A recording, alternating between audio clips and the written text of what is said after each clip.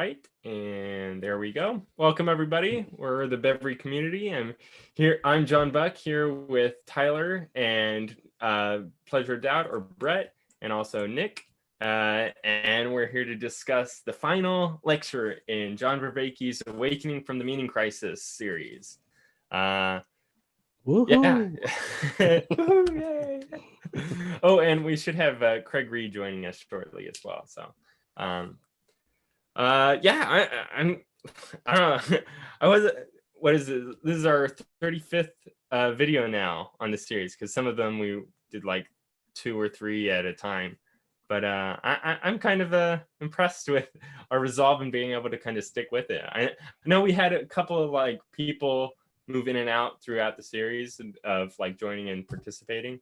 But yeah, I was surprised like we're able to kind of keep the same sort of traction through the whole thing and be able to like really, I think, grow and develop and better understand Vervaeke's work and all the stuff that he's discussing in a lot of ways.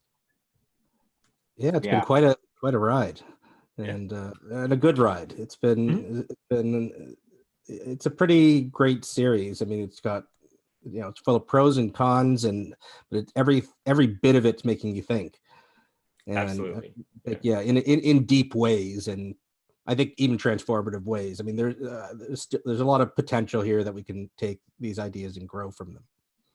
Yeah. I mean, and even go ahead. My vocabulary and way of framing various aspects was greatly enhanced by how he goes about reviving old words and creating new ones. And it was all very useful, even if I find disagreement in certain areas. Although interestingly, I agreed with this video probably most out of any that he's done. So and that might be more in agreement with Tillich than with Vervaeke. Yeah, that's kind of the cool thing is, even though like he manages to like make strong cases for the people, even the ones that he's critiquing. Like he'll first put forward the reasons for why what they were kind of putting forward sort of made sense, especially from their point of view, and then being able to sort of like respond to that and sort of critique it in a well-mannered way. And that's the thing that like I'm still going to have to sort of wrestle with, even from a more Christian/theistic perspective, that he's presenting these sorts of arguments that aren't the same as you might get from your run-of-the-mill atheist. But and I think it's because they're coming from a very different sort of way of going about it that I think at least demands more a good amount of attention sort of to what he's sort of bringing forward. Oh, I should mention for everyone that I reached out to John Vervaeke and requested a conversation with him at some point in the future, and he is fully up for it and wanting to talk to us soon. So I'm not sure exactly when the date will be, but when we do so, we'll be sure to post it on this channel. And I think he wants to also put it on his channel as well, because I think there's some questions and clarifications that we've all sort of been wanting to get from Vervaeke that we're going to have to sort of like prepare beforehand and discuss, but we'll bring it forward to him, and also just to sort of have a good conversation with him that I think his audience will benefit from, as well as possibly ours. That's kind of the thing. As looking back almost in retrospective to the whole series, I noticed that like we're not getting like any growth really on the channel, but even at the beginning of this, I was kind of expecting that to be the case, because there's this kind of this thing that when you're building up from a starting foundation, you're almost like limiting your ability to sort of like bring new people on, because there's all this history, this backlog that everybody would have to, upon jumping in, have to go through all that in order. And so the larger it gets, the less people are going to be able to sort of jump on right off the bat. And I realize that, but it's still, I'm like still very happy that we went through and did all this anyways, because even if it's not going to be fully fulfilling for our audience, I think it's at least been highly fulfilling for myself and through my interactions with all of you guys, to be able to sort of transform myself and be able to get better understanding of that. And I think that'll be able to help us in future things. And like I want to sort of do things that are more easily jump onable for this channel. I know I talked about it before as sort of a pseudo series of sort of having discussions with different people sort of suffering through the meaning crisis, and sort of getting at the relation between Christianity and atheism in the modern age, because I think there's some like very interesting overlaps that can go on there. And actually, Vervaeke in this lecture sort of brought forward this whole new framing for that type of thing. Maybe we can reach out to other I think groups who that'll be are fun dealing with. Absolutely. Yeah. I want to have a conversation with Nathan Ormond, actually, because I think he's sort of in that sort of same, I don't know, middle ground sort of area where he's very much interested in theology, but not able to accept it on the same grounds as like most people do without sort of the thinking about it.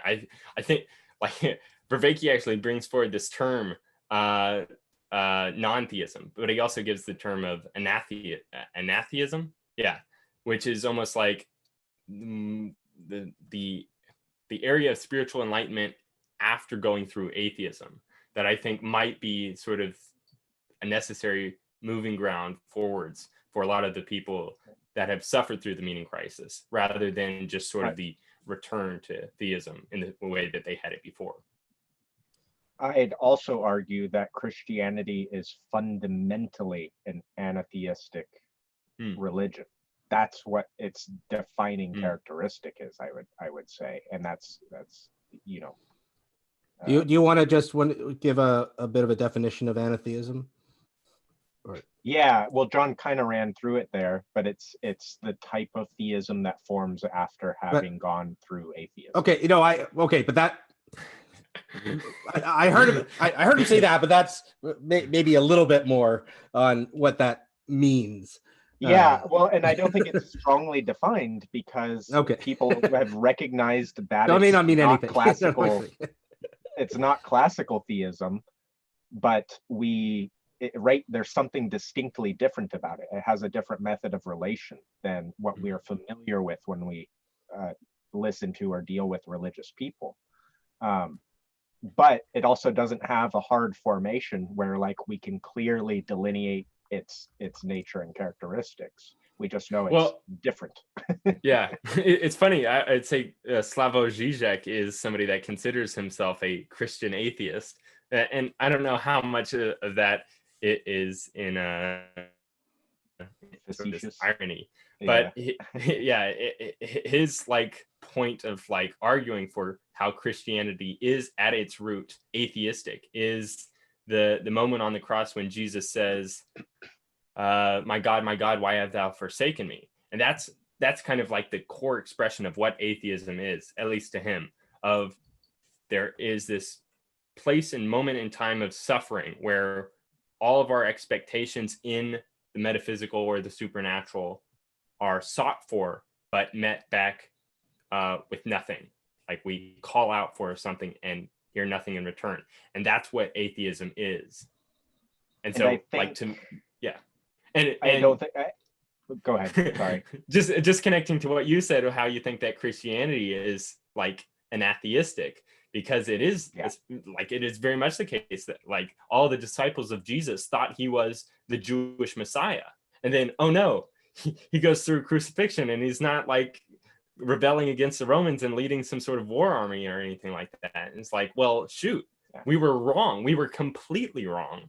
And then they have the visions of the appearances of Jesus, and then they have to like completely overhaul their previous ways of thinking to form a new religion, in fact. Yeah. And I would agree with Zizek if the story stopped there. Yeah. Right? But it doesn't. And that's what makes it I don't know how to pronounce it. I'm just going to say anatheistic. Yeah.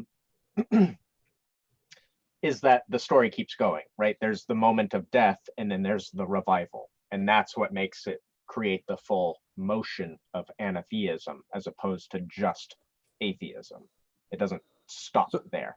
I think if it did stop at atheism and Christ dies on the cross, then you obviously end up with something like identity politics, right? That's the natural extension of of Christianity minus the resurrection, where you have the massive elevation of the victim, but there's no overcoming of it, right? It just stops there. Yeah. Well, there's the two prongs of identity politics. There's, because I think of Nietzsche as sort of that similar sort of Christian atheist, Sure, yeah. because he thinks that, like, yeah, Christ died on the cross and Christ was the God man. Like, he still accepts Christ as the God man, but not as a resurrected person, not as a resurrected God man. And so, like, there is that the identity politics, but it's like, on the one side, identity politics is, on the one side, whoever's in a position of minority and weakness is to be exalted. On the other side, whoever's in a position of power or superiority is to be exalted. And that's like the Nietzschean Übermensch Nazism. But yeah. And I think both of those are sort of, well, I guess not necessarily, because the Nietzschean Übermensch sort of has its roots in Roman understanding, and it's not explicitly Christian. So yeah, in that sense, the identity politics where the weakest is to be exalted is very much Christian at core, I think. Yeah. And that's and like just, what, right, it focuses in, and it is interesting because it is like hyper Catholic in a sense, in the sense of like focusing so intensely on the tragedy of Christ's death as like the fundamental aspect of the story. And to me, that's like, you missed the point of the story. That's a big point. It's a major plot point, but you need the upcycle. Like, I think that's the thing, because like Christianity has hope within it, but if there's no resurrection, there is no hope, and like that, Paul says it explicitly. And I think that like most regular Christians recognize that, but then there's this sort of Gnostic-ish new Christianity where you can still have Christianity light without any hopes in the resurrection, but just in the fact that we're able to change the world in our favor to make it so that these types of things will not occur into the future. And it's funny because like Tom Holland, he's sort of this other, I guess, prophet to the meaning crisis in a weird sort of way, that the modern prophet to the meaning crisis. Like, we get people like Douglas Murray, Jordan Peterson, John Vervaeke, and Tom Holland, to put a few out there.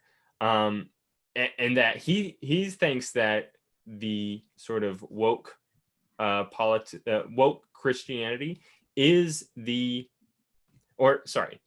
secular humanism is the sort of new Christianity that has sort of overcome the original Christianity to the point that it spreads much greater than even Christianity did, and to the point that we have a whole new religion of secularism to give us the sort of idea that this is the default now, and everything else is something to be overlaid on top of that, which is fascinating. The problem will be that when it dies, it truly dies.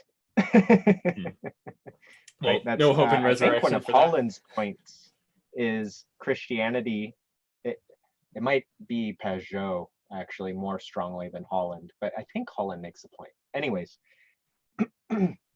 that every time Christianity dies, it resurrects. So it seems like it's actually part of the narrative.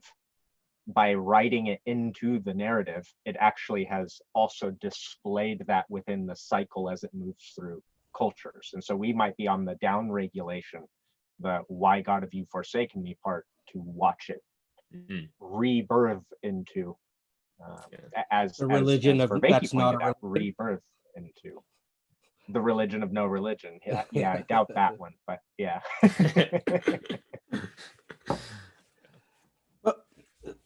So let's go through this episode. Now he starts off with a comment I want to talk about a little bit, where he talks about there's Tillich's notion of encouragement, and so Tillich was, I guess, fought the Nazis as opposed to Heidegger, who became one.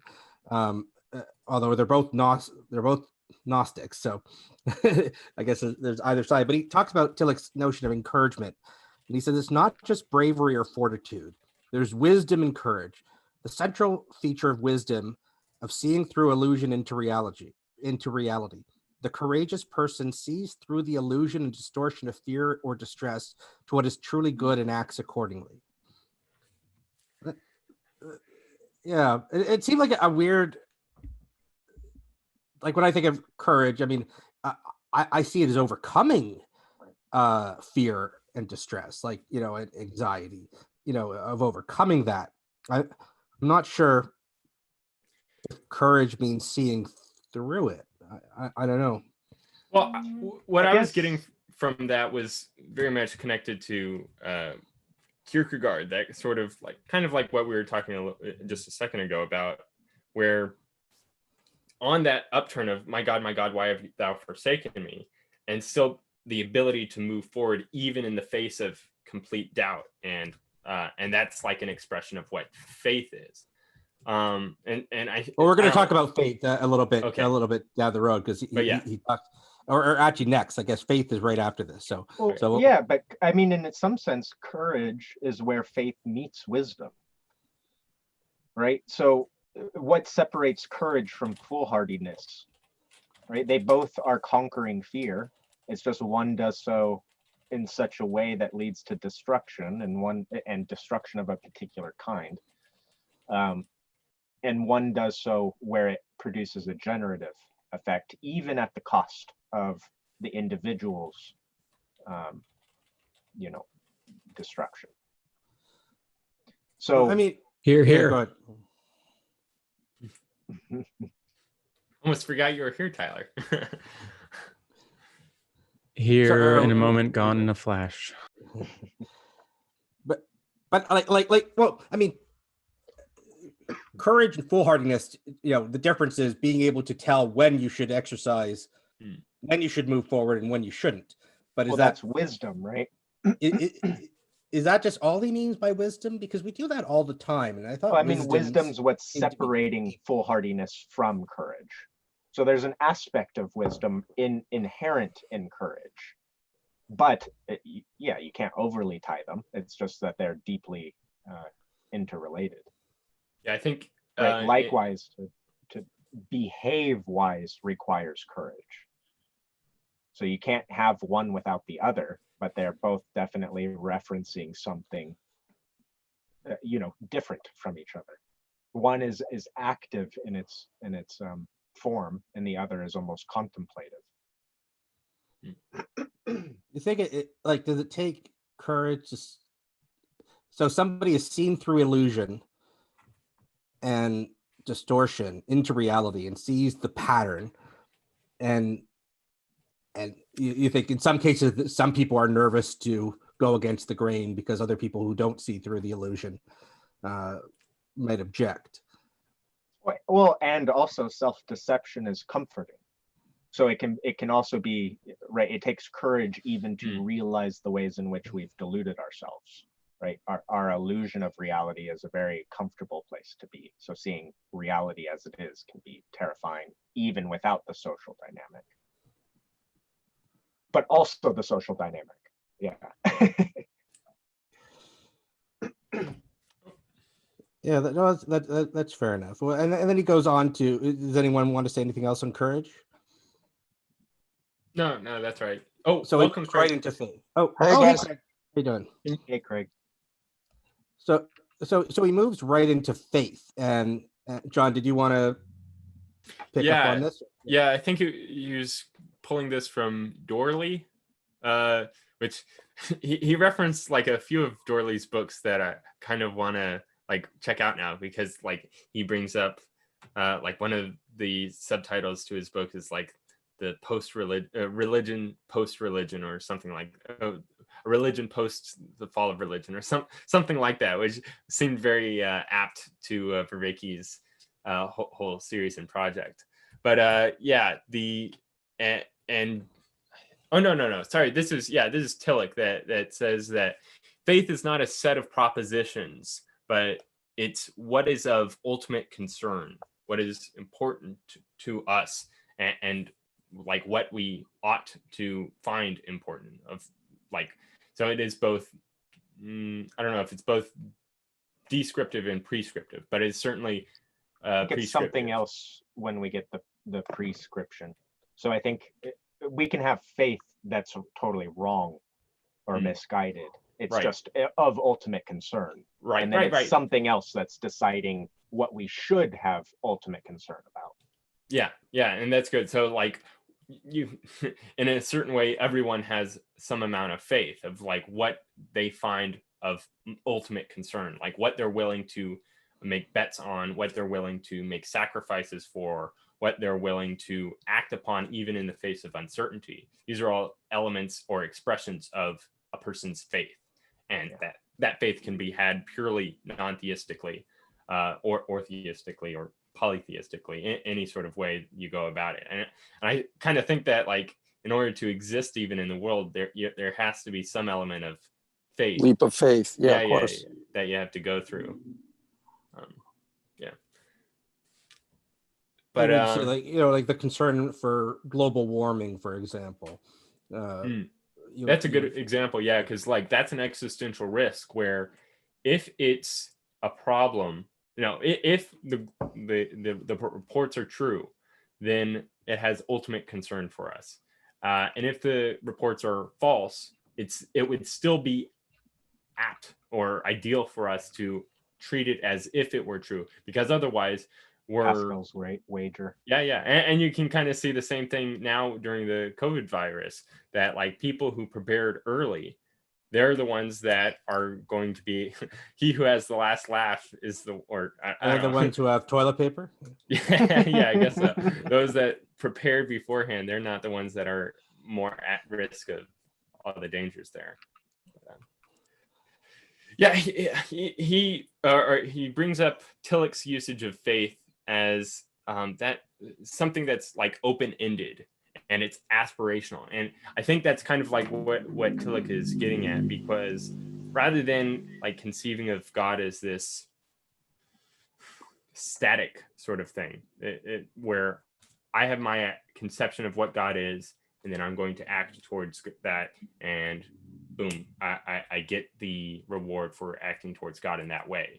But rather, faith being open-ended, there's like it's going to shift and change, and I think that seems to be very much like what Vervaeke is sort of going against through this whole series, is getting away from static thinking and moving more towards dynamic, open-ended thinking, I think. Yeah, and that goes with Whitehead's process theology. So Tillich seems to be in many ways riding on, whether he knew of Whitehead or not, that kind of framing of religion.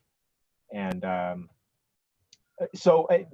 here's a point that's been bothering me. So, and it's interesting because it finally clicked for me that what I'm using an open-ended telos, that's what I describe, right? An open-ended telos is aspiration, but Vervaeke throws out telos. So I'm wondering how he can still keep any concept of aspiration without there being a telos.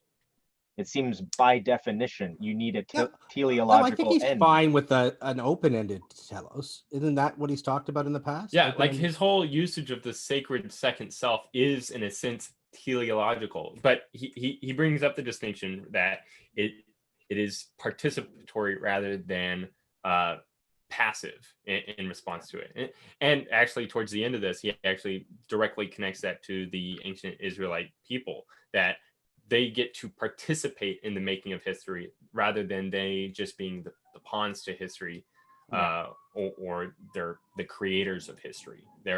There's something more to that. And I think that's like what he's getting at with the sacred second self, that there is the transformed component of, with a non-logical shared identity between who I am now and who I will become, that we can move towards, but it's through a participatory fashion rather than a teleological being drawn towards it of its own accord or against our accord or something like that. It almost sounded like you were agreeing with Vervaeke rather than disagreeing with him there, Nick. I am. That's what I'm trying to say, is I think the disagreement that I had with him was over the use of language, not over the concept that he was communicating. Because to me, that's still obviously a telos, and it also makes sense to appropriate the word telos in that way. because that's what it's referencing. It's just Dynamic telos, yeah. Yeah, you're moving out of this idea of telos as this purely static Platonic ideal. And this again is so weird. Why does he have so much sympathy for Plato and Neoplatonism when it's literally the source of everything he hates about religion? I don't get it. It makes no sense to me. Yeah, that is quite strange. Yeah, because he's it's always not there in Christianity. It's only there when Paul starts combining the Jewish mystical tradition with Greek philosophy. That's where you get what we currently think of as Christianity. And it's where all these errors get introduced through its combination with Platonism and to some degree Stoicism. It's really bizarre to me. I don't get how I don't know what he's finding. Isn't Christianity itself like built off of Platonism and Stoicism? And I was Hebrew wondering faith? what from Paul, not from Christ. What well, is there a way if that you Christianity is a Paul's the one that founds the churches. I know. I know. So maybe I'm just being really Protestant right now, but yeah, hyper Protestant. Yeah, going up against Paul even. But yeah, well, and again, like I don't know. I don't deeply subscribe to apostolic succession as some type of magical process. Right? That's not heretic. To me, it's just like a constant encoding of an error, and then we just take the error to be the original message. And it's like, why are you granting the apostles more weight than Christ? Like, that makes no sense. Well, it's not us doing it; it's Christ doing it. That's how apostolic how they rationalize it. He says understood. Because he grants them the authority to do so. Yeah, exactly. Yeah. Well, then maybe this is in some sense part of a story of the recovery of sin, right? The errors produced by the apostles are the proper and necessary errors, but it doesn't mean they're not errors. Right. Well, what is there a way that you can summarize quickly how Paul was the Neoplatonism of Paul? I mean, I think what he was doing was he was trying to make Christianity digestible to a Greek audience. Yeah. And so he was using bits and pieces of the philosophies present at the time to explain Christian concepts. And I think it was happening inside of him also. But it's not just Paul, it's John doing that too. And like I hear some scholars think that John was doing it due to the failure of Paul. Like Paul attempted to do it, failed, and then John, seeing the connection between Genesis 1 and the Platonic conceptions of the word, and actually both Platonic and I guess Stoic, and then sort of building up this new theology of Christ as being that and like making that bridge there. So it's not just Paul.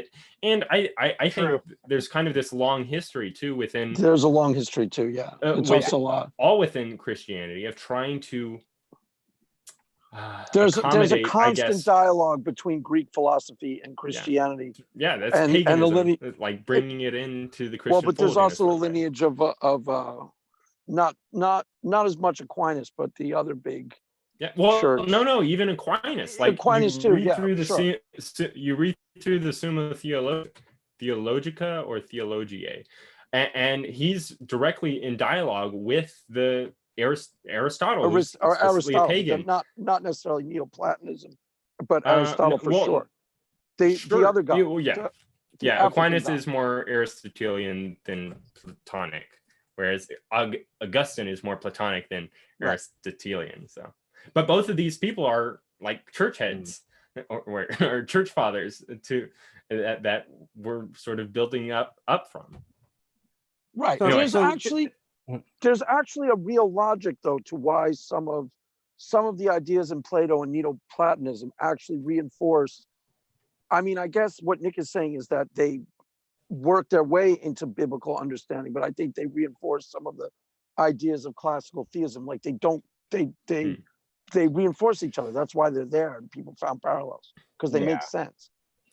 Certainly. Well, and they made sense in the same sense that, like, you see many Christians nowadays trying to merge Christianity with the novel moral system, well, pseudo-novel moral system that is born from secular humanism in its various strains, right? So we can keep calling that Christian, or we can say, wait, there's a branching point where Christianity changed into something other than what it started as.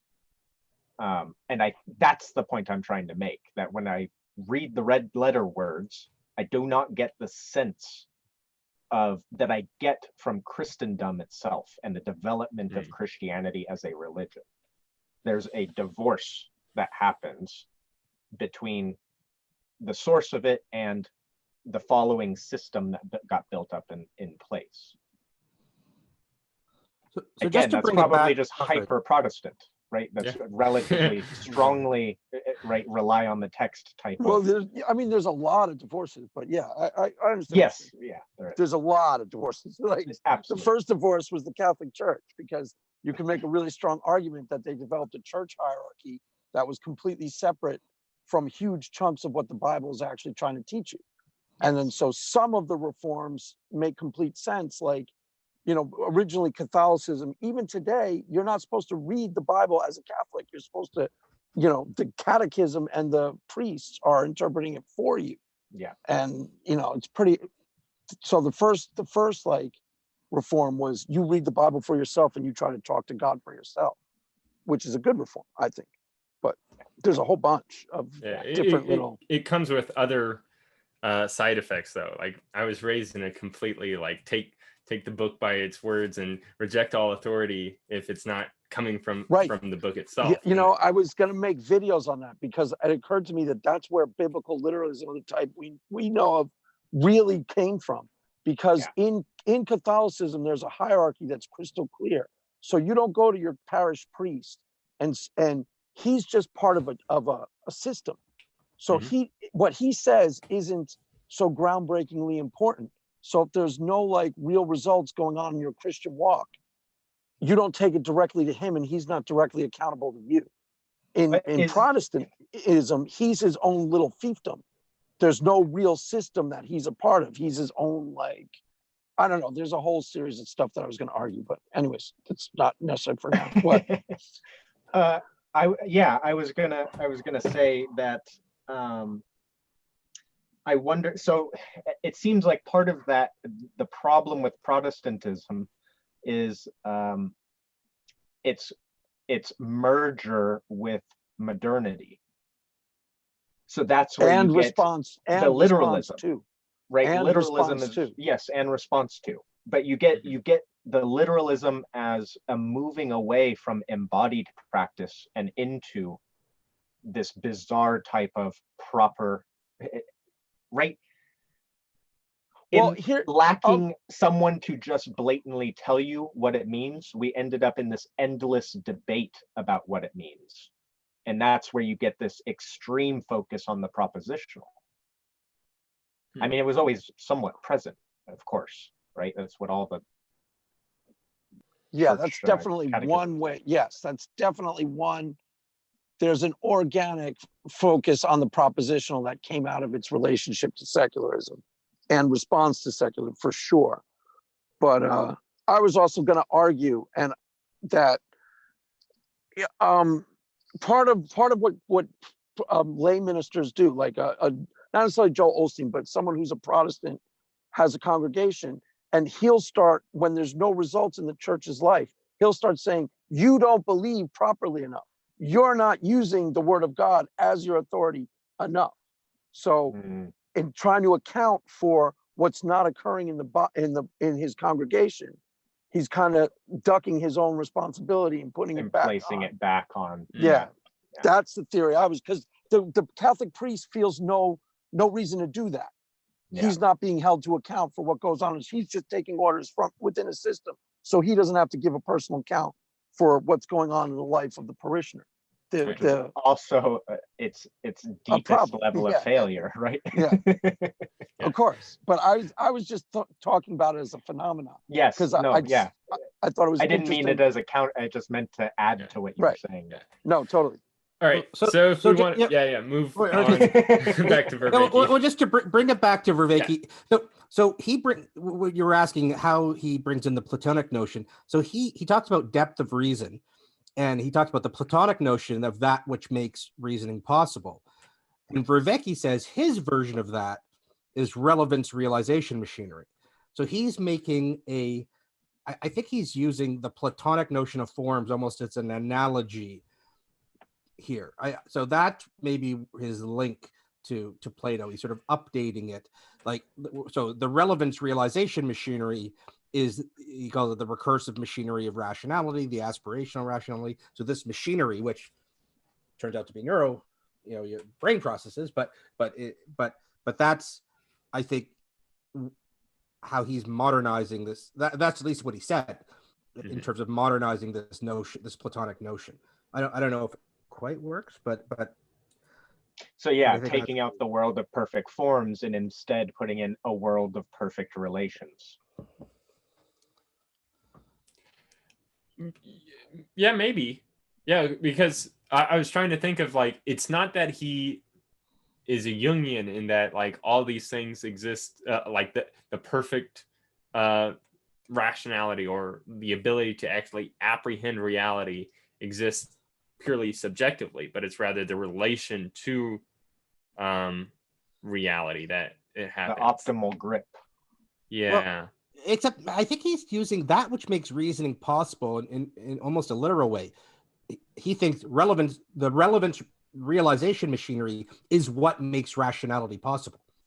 That mechanism, that system is what makes it possible for at least us to be rational. And then the question is what's the ontological state of relevance realization? Right. Because for the Platonists, what makes rationality possible is the fact that there's a shared form between my apprehension of the phone and what the phone actually is in its essence. There's a shared form between both of these things that I'm able to mirror it in some way, or I'm able to apprehend the form. It informs my mind in some sense. But for Vervaeke, this is, I don't know, he seems like we don't have access to actual reality.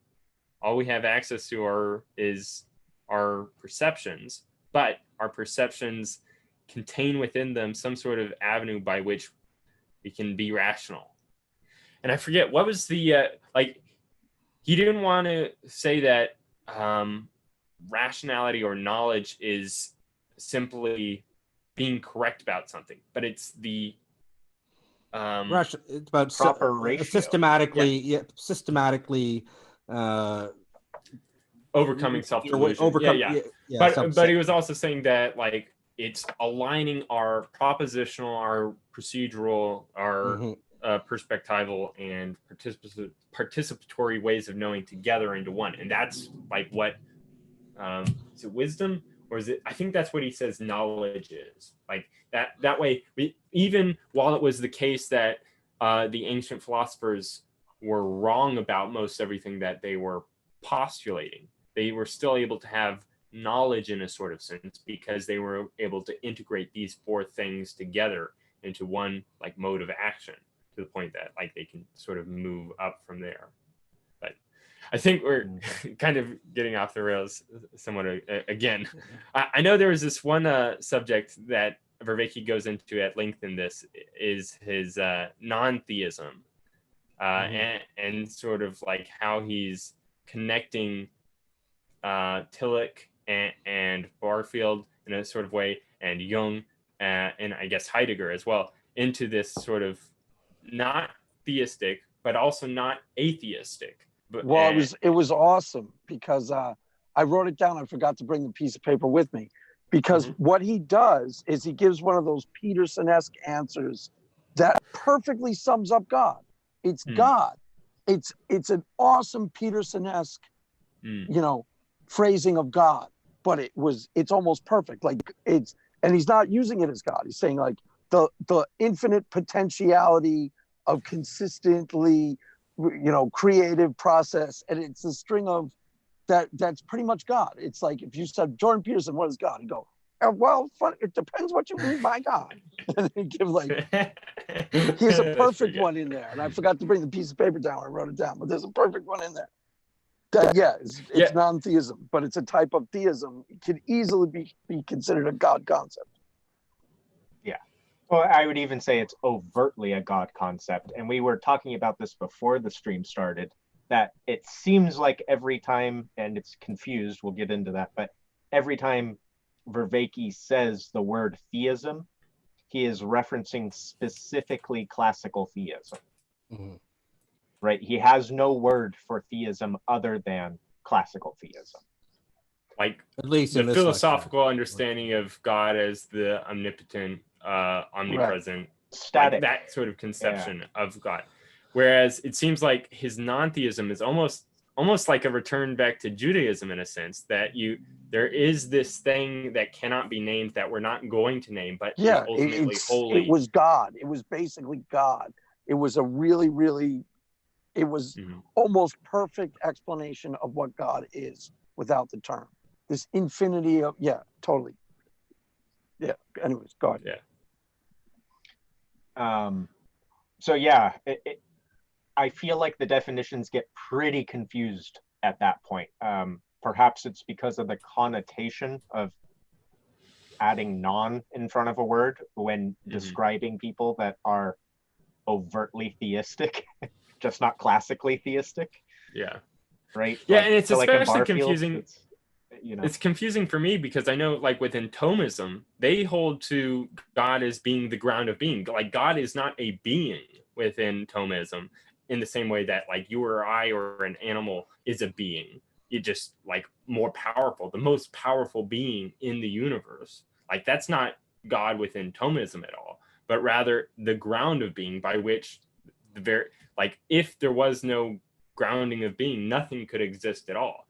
And I think I don't know, he uses the term classical theism, but for me it always like triggers in my mind like, okay, that's Thomism, but he's also bringing forward this notion of God from Tillich, which sounds like highly in tune with like Thomas Aquinas's notion of God, or Aristotle's even.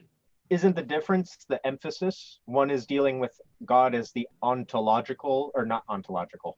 One is dealing with God as the metaphysical basis of being, and the other is dealing with God as the ontological ground of being. Okay, so are you referring to ontological as like in the Heideggerian sense, that like in relation to ourselves? Yes, so hitting more at the phenomenological level. Okay. Than it is saying like the atoms are sustained through the being or the ground of being that is God. Okay, yeah, that's fair. Like from that sense, yes, classical theism is referring like from a metaphysics standpoint as to what God is, to the point that like you don't even have to have any sort of understanding of like what a relationship is with. Yes, and you don't need beings in the universe for God to still be the ground of being within classical theism, correct? Right. Because it's talking about sustenance at a different level.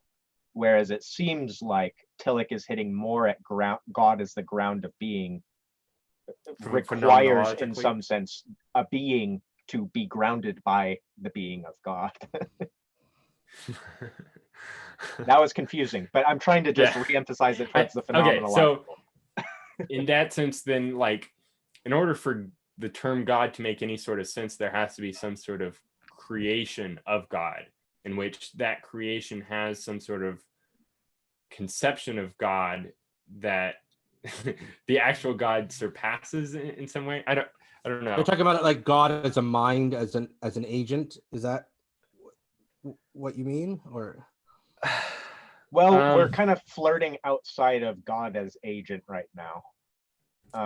It's more of just trying to hit at exactly what is being discussed in the difference between Aquinas's God as the ground of being versus Tillich's God as the ground of being. Because I think they're talking about two different grounds of being. And Right. Well, first, that what do we difference even is mean what by grounded Vervaeke's trying to being? highlight. Yeah, Well, yeah. that's what we're trying to figure out. Yeah, I mean, when I think of grounded being, it's that which sustains, that which keeps it going. It's Yes, required for it to exist. and in Aquinas's worldview, it seems like that's possible without there being any beings in the universe. So the ground of being that he's talking about is like each atom through every moment of time is being sustained by God. Right. Yeah. So it's at a physical level. But even if there were no atoms at all in the universe, God would still be, or God would still exist in some sense, I think. Yeah, from within. Yes. Yeah. That So Thomistic. so Vervaeke says, okay, let's see if we can figure this out. He says, ground is an inexhaustible source of meaning cultivation that cannot be drained dry by our despair. This is it. When you stop trying to push away the nothingness, but have an imaginal relationship to it and move through it anagogically in an imaginal fashion with the nothingness of God, then we overcome meaninglessness. And I wrote in my notes, this seems to almost mean something, but it's just beyond my grasp. I can't tell. Okay, so I think it totally does mean something. It totally does. He is referring to on a more phenomenological level of like what we experience God to be, or the ground of being to be for us. Whereas Thomistic understanding of grounding of being can take place without any sort of reference back to how we understand it to be, or our own experience of any sort. I think, like, maybe that's the distinction that is being had there, along with the other distinctions. What it's going on, and what the problem is why people accuse Peterson of woo speak and word salad when he starts talking this way about God, and of trying to duck and dodge. Mm-hmm. It's actually trying to really delineate it in a way that's really, really specific.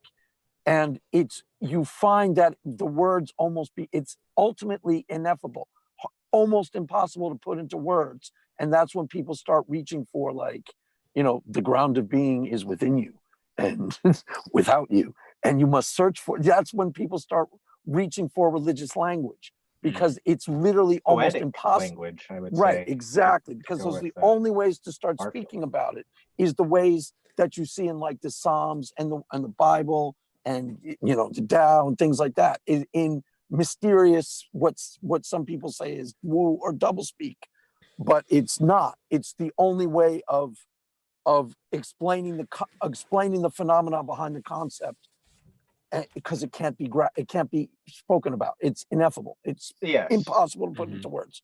And that's what he just tried to do, put it into words. And he almost gets it. That's why I thought it was really cool. He almost gets it. It's almost a real thing he's discussing. It's not woo, and it's just really hard to ultimately grasp, but it totally makes sense. At least as I heard it, I thought it totally made sense. By definition, impossible to ultimately grasp. How depressing it would be if we could grasp God. Right, totally. Like when he says aspect identity shift, when we come to see the no-thingness of God as the inexhaustible creation of meaning, an inexhaustible fount of meaning cultivation.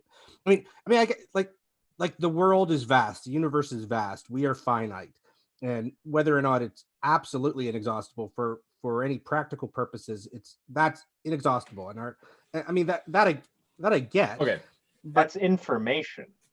He's talking about a different realm, right? Meaning production, I don't think is it's somewhat related to the amount of information that one could dive into, but it has, I think, again, a lot more to do with the relational nature. Again, his transjective framing. And what he's trying to do is arena relationship. But what you just spoke of, like what you inexhaustible, say the phrase again. So come to see the no-thingness of God is the inexhaustible creation of meaning, an inexhaustible fount of meaning cultivation. Inexhaustible fount of meaning cultivation. That's trying to specify what is often referred to poetically and religiously as the fountain of life, the inexhaustible, ground of being, the source of all creativity. You see what I'm saying? He's just trying to specify, and he almost nails it. Mm-hmm. It's really close to getting it right. I think and he's kind of like what people think of as God often. That's why it's not really. living water pouring forth from the Thank throne you. of God, the final Exactly. image of Revelation. Yeah. Exactly. There's so many Hey, words. but it almost biblical- seems like then, like he spent so much time setting up this machinery of relevant realization, which is based in brain processes. Yeah, right? and then he smuggles So- Jesus in at the end, and now we're all So again, it almost seems like we're defining God as the brain processes that allow for relevance realization, and I think I made that comment a few months ago. He almost seemed to be saying that. Like, is that what we're calling God? This religio brain processes. That's a great point. Given his metaphysical stance of naturalism, he bridges that gap without ever telling us how he bridged the gap. So it does raise the question that you're offering there. That's his black box. Yeah, transjective has definitely got a black boxy quality to it. But I guess I just don't see the benefit in calling that God. Like I see the benefit in calling God as a being, as this entity that created the universe, something that created the universe. This no thing that created the universe, that also is our relevant realization machinery. Yeah. Okay. So when he's using the term no thingness, I think he's using it in the same sort of sense that like species aren't a thing. Like the fact that you have a zebra and you have a horse and you have a donkey, but there's no real like clear delineating factor between like what differentiates a zebra from a horse and a donkey. There's almost like we're attributing this sort of like category to these types of animals, and then that's what we're giving a thingness to these things. And I think that's what he's sort of meaning in that, like he said it before, that reality has no thingness to it, or something like that. And I think that's kind of like what he's getting at too, like whatever type of category we might try to attribute to the ground of all being will be surpassed in a sort of sense, because reality doesn't work that way. Paul has a great analogy for this, Paul Vanderklay, where he goes, where's Tolkien in Lord of the Rings? Right? Well, if you're a character within Lord of the Rings, you cannot point to Tolkien. Tolkien is no thing. Totally. Right? And yet he's there in every character. He's there in every description. He's there in the whole of the world of it. But you can't, it's not a thing. It's not, they can't actually. But you see also the precision of language required, because if you break the concept down too much, all of a sudden you have pantheism, you have all sorts of different variations that miss the point. And it's his point, it's spot on point, but you have to kind of absorb the point and can't really, turn it into a metaphysical state proposition. Right. Well, because once you start trying to, it's ineffable is the best word for it, because once you start trying to further break it down and analyze it, you kind of, this is where religions always go astray, and people go, well, they can't all be right, but they can all go wrong, because they start trying to chisel it down into easily understandable bits, and then once they do that, they totally start misrepresenting and putting their own human stupidity into everything. Right? But how he just said it was perfect. Where's Tolkien in Lord of the Rings? And just think about it. But once you say everywhere and nowhere, then all of a sudden you got a pantheist. Right. And is not Tolkien the ground of being for the world that is Lord of the Rings? But Tolkien is a thing outside of Lord of the Rings. So yes. Theoretically. And that's where the analogy breaks down. Do you have any real evidence, though? Have you seen him? Have you talked to him? But even still, like Tolkien isn't the same type of being that Frodo is or Samwise is inside the Lord of the Rings. There's like something wholly different between, like, if we were the characters inside of Lord of the Rings, the only thing we could use would be analogy to refer to Tolkien, because like everything that we experience is all fictional. But the thing that we're likewise posing Tolkien's ontological status would be a ridiculous thing to do from inside of the book. Interesting. Yeah. Right. You could do it. It's just it would run into the same problem we have when we try and make an ontological argument out or a metaphysical argument for the existence of God. Man, I keep confusing those two in weird ways. Well, yeah, it's to me like the only real distinction I was able to make since like was from Heidegger, but even then, like it's so different from the way that I normally like what ontology means to me is like the realness of a thing. And same for like metaphysics, like that's what like what a thing is in its most deep and bottom core to it. Basic form, yeah. What's the nature of being? Although it's hard to discuss. I guess it's both hard and useful to have a differentiation. It's almost like metaphysics is trying to hit deeper to our modernist framing, whereas ontology, I feel like, reaches a little bit deeper into the participatory and phenomenological. The way that Vervaeke realms. and Heidegger use it, yes, but I think in normally like normal usage use of ontology is pretty much not present. Yeah, totally. That's probably why I keep flipping them too, is I'm used to using ontology the normal way, and then it's Do we want to talk about like how Vervaeke is sort of including these people into this category he labels as non-theistic, when implicitly or explicitly the people themselves consider themselves theists? Like Tillich is making a case that the conceptualization of God as a supreme being is a form of idolatry that you're doing towards God, which only really makes sense within a theistic framework. Because, well, I mean, I guess you could say, I guess you could make an atheistic argument against idolatry, but not because you're not of God. Yeah, well, in a sense, it's not a sin against God, but rather a sin against rationality, I would say. Like so you could say that your conceptualization of God is a sin unto yourself in a sort of sense, but not towards God. But that's obviously not Tillich's. Right. Yeah, exactly. Yeah, Tillich is a Calvinist theologian. I've always heard him talk to. Before John Vervaeke, I always heard him referenced as the Christian existentialist. That's where I first looked him up, and he was really famous as that. There's a quote. I was going through the Wikipedia article. It's really interesting, but this actually helped me better understand both what Vervaeke was getting at. So Tillich argues that God of theological theism, that's his usage, which I think is probably a little bit better than what Vervaeke uses, is at the root of much revolt against theism and religious faith in the modern period. Tillich states sympathetically that the God of theological theism, here's a quote, deprives me of my subjectivity because he is all-powerful and all-knowing. I revolt and make him into an object, but the revolt fails and becomes desperate. God appears as the invincible tyrant, the being in contrast with whom all other things are without freedom and subjectivity. He is equated with the recent tyrants, who with the help of terror try to transform everything into a mere object, a thing among things, a cog in a machine they control. He becomes the model of everything against which existentialism revolted. This is the God Nietzsche said had to be killed because nobody can tolerate being made into a mere object of absolute knowledge and absolute control. This is the deepest root of atheism. It is an atheism which is justified as the reaction against theological theism and its disturbing implications.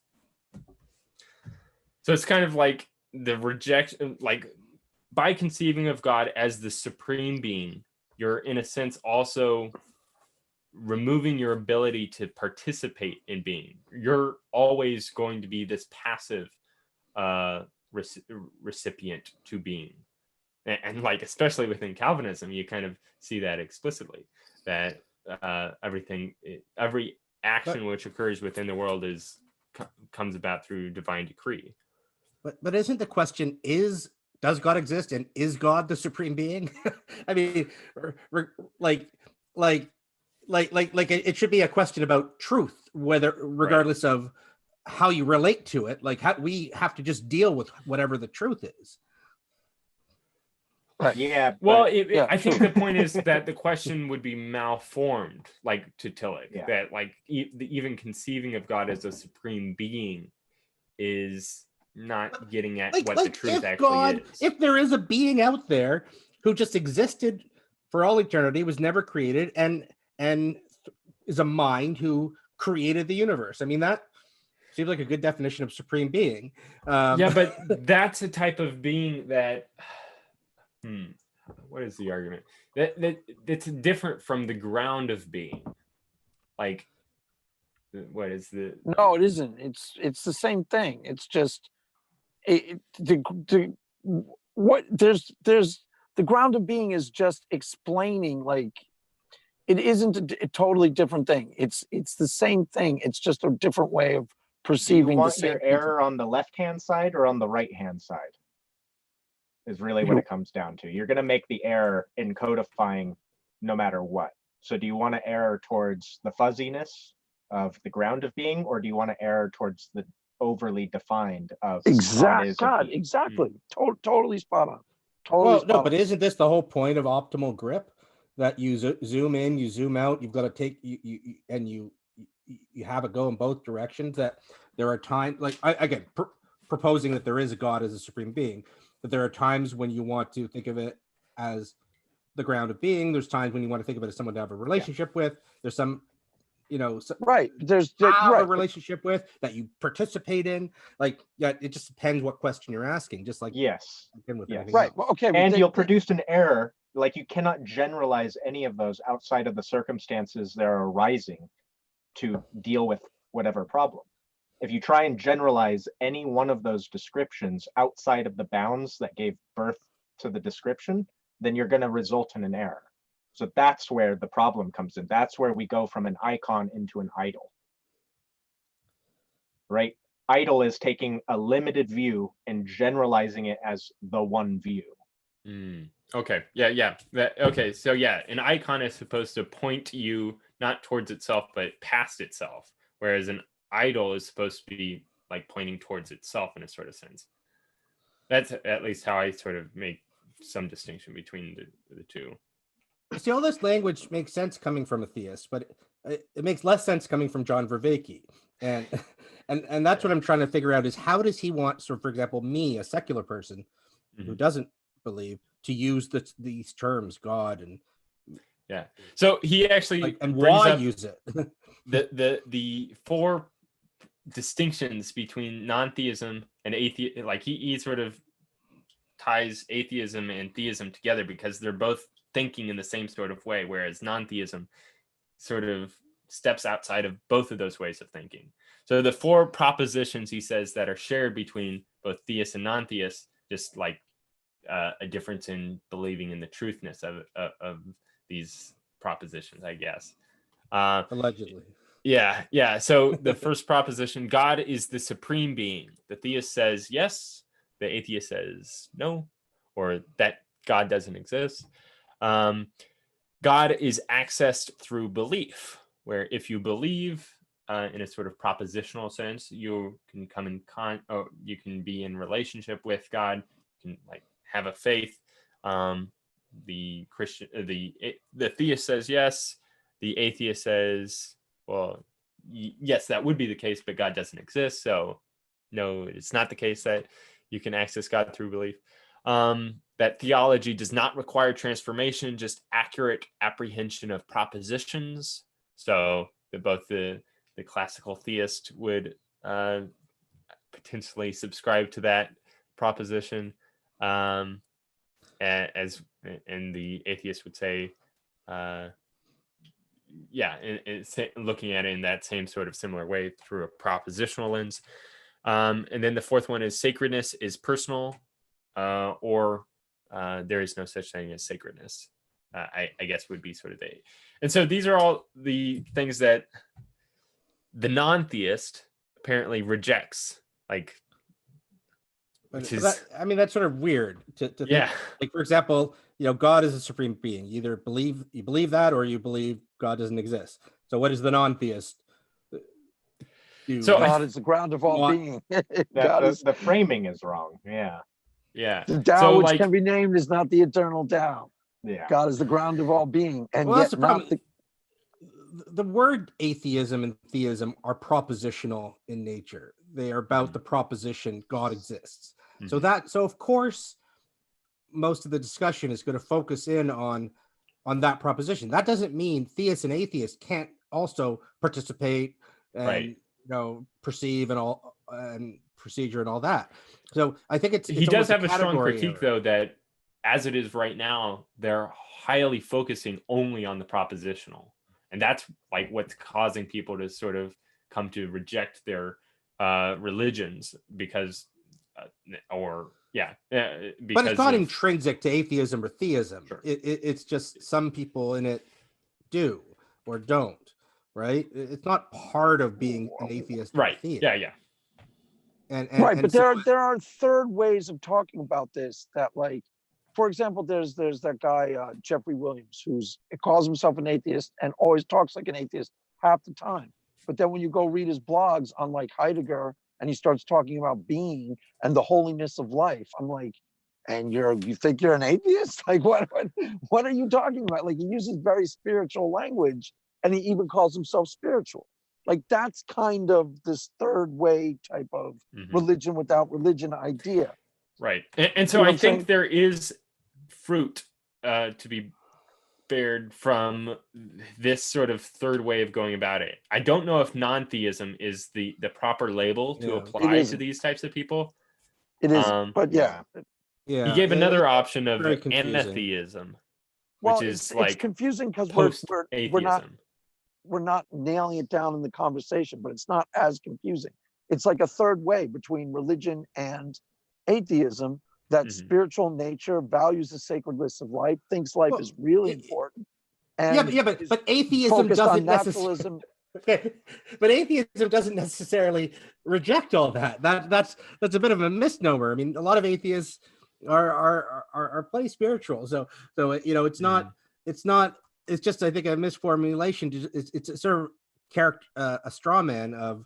No, it's not, because he's talking about building some type of structured practice of rituals and things like that to connect with some type of ineffable experience that is spiritual in a way. And atheism almost completely rejects that until you start proving that it's rooted in naturalism and empirical. That's his third way. He's proving the science behind it. There are plenty of atheists who will call themselves spiritual. I mean, you may there's not argue with them. that bucket that will go. Sure, but I'm saying there's nothing intrinsic about atheism. I mean, some atheists balk at everything spiritual. Other atheists don't. It's nothing about atheism itself. But I'm not. This isn't about atheism. By definition, it can't be spiritual. You have to have a spirit to be spiritual. No. But spiritual. Well, it depends what you mean by spiritual too. And also, remember, I mean, literally, it's in the word. There are atheists. There are atheists who believe in ghosts. So it's just they don't believe in a deity. So like, there's lots. Okay, in internet atheism, there tends to be a type who's the loudest, but there are tons of atheists who have all sorts of different beliefs. Right, just like there are tons of theists who have all sorts of different beliefs. Yeah, I understand. And a more proper title for an atheist that believes in ghosts would be a non-theist. That's the differentiation that's taking place. One is functioning on deeply naturalistic principles; the other is not. Because hold on. There's a difference between naturalist and atheist. They are not synonyms. Okay, so it might be the case that Vervaeke's like whole non-theism is purely stemming just from his almost rejection of propositions in general, especially in regards to metaphysics. And that's how he's sort of rejecting both the atheist and the theistic labels, because those are both propositional terms.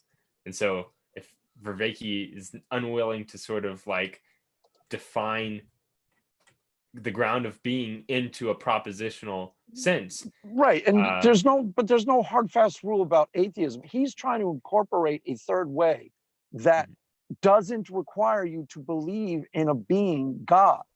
I don't think he believes in a being God. His third spiritual way doesn't require, anybody to believe that God exists. But it's going to ultimately probably have some foundational tenets, which would be like sacredness of life, relevance realization, yada, yada, yada.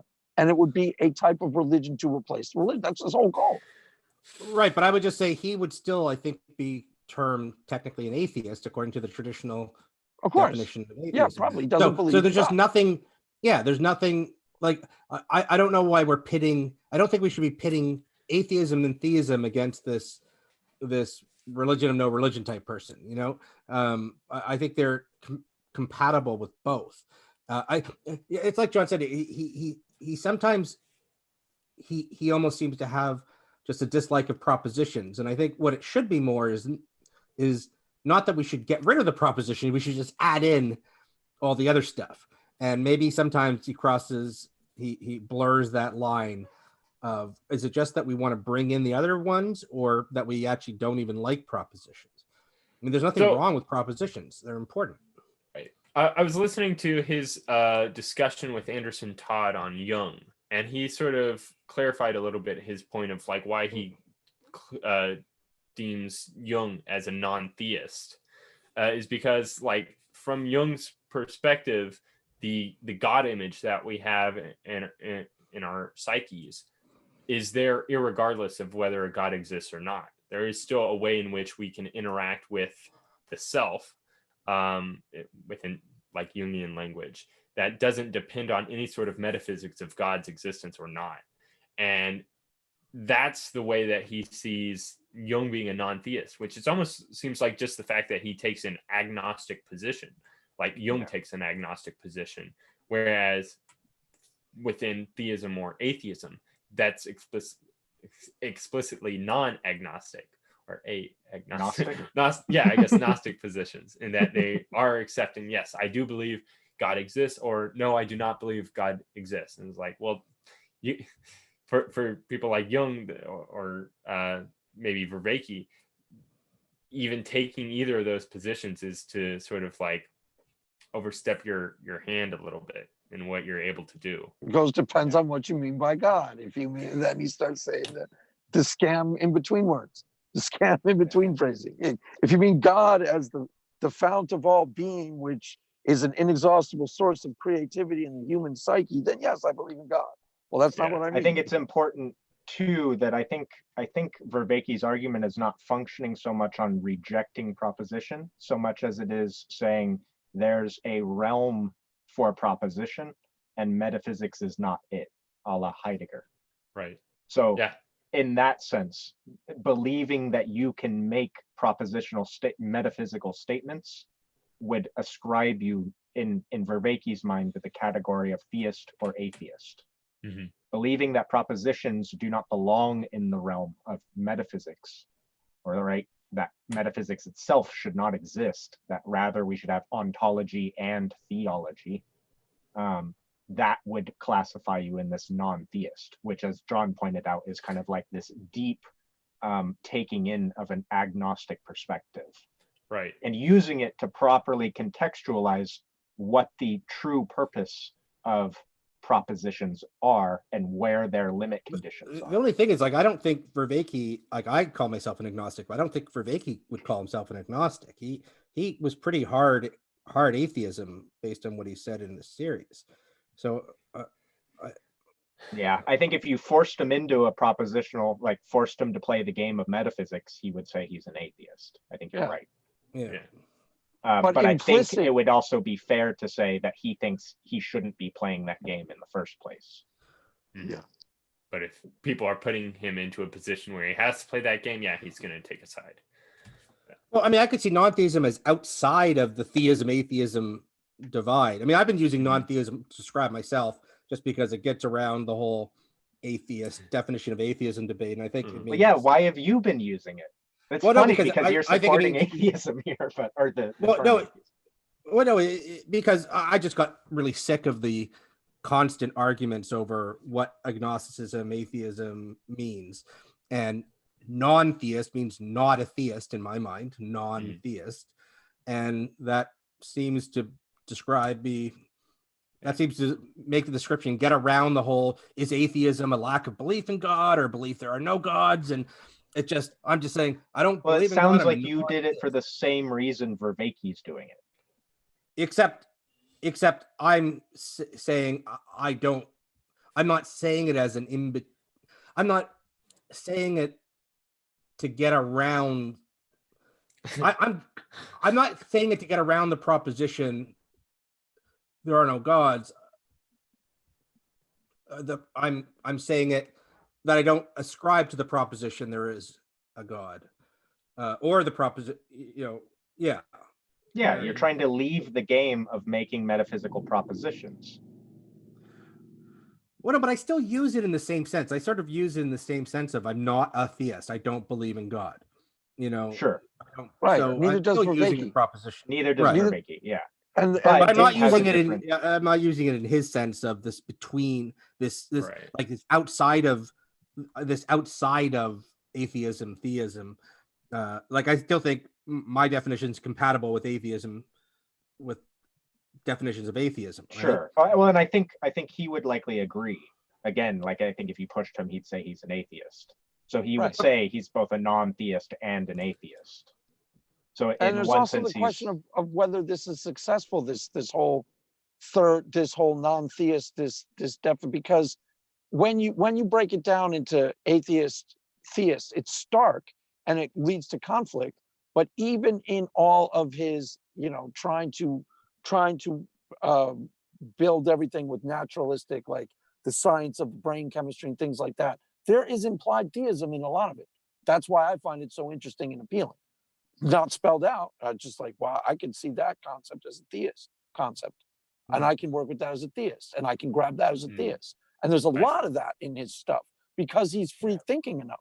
Right. Okay, so you're not saying that like he's like smuggling in theism at all, but rather not his at all. terms, the way that he's explaining it can be used right either way. I'm a Christian, and I'm listening to him, and half the times I'm listening, go, aha, can grab that, because it's free thinking enough and open-minded enough. Unlike most people who call themselves free thinkers, he actually is, and doesn't back away from the logical implications of things that he brings up and follows them through to enough clarity that I can grab him for theistic purposes. And he's not smuggling in, I'm just recognizing, through my great knowledge of theology, I'm just recognizing its application to, like, for me, the theist, to apologetics and things like that. But yeah, and I'm trying to figure out from the opposite end is how am I supposed to gonna stay an atheist? This God, no, but this God language that he seems to be bringing in with Tillich into this sort of religion that's not a religion. And to me, like, I wouldn't want to bring it in at all. I would just want to leave God out of it, the word God out of it completely. Like, Maybe change it to gob, ground of being. well, no, but I don't even know what a we've been just reading through Sean Carroll's book, The Big Picture, and he talks about, once we learned about inertia and conservation of motion, we no longer needed the concept of ground of being because we have inertia that keeps things moving. We don't need God to keep things moving. We can talk about the ground of being. Deism arise.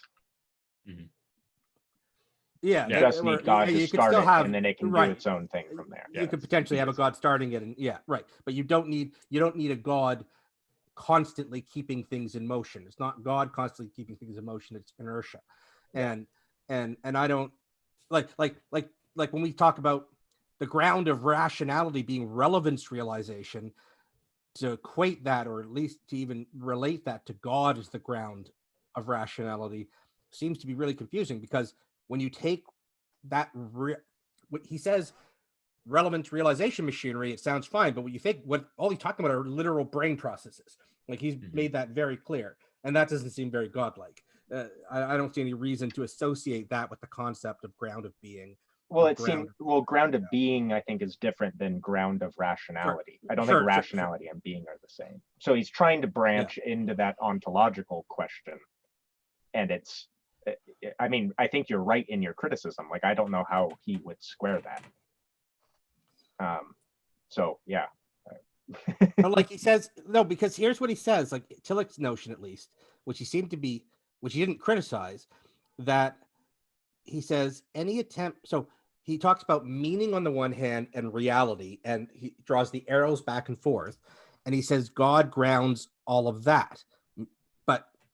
he seems to be presenting it in a non-theistic type of way. So I don't know what that means. I don't know how to interpret it's that. Hard to understand him, especially given from my understanding of Tillich, I understand Tillich as a theist, even if he's a theist in the sense of a more archaic understanding of theism, like a ancient Hebrew sort of understanding of theism, but it's still that's still a type of theism. And Vervaeke is sort of getting at it from explicitly non-theistic sort of standpoint, but still able to accept all the positions of Tillich. It's hard to sort of make sense of. So to your point, Brett, I can totally understand, well, that seems like it's still atheism. And likewise, when I would read Tillich, I would say, well, that's obviously still theism. It's just not the kind that the classical cartoonish vision of theism that we normally reference. Maybe he's trying to create this third way that doesn't really quite still work. Well, the that's people exactly within it what's going on. are still one way or the other.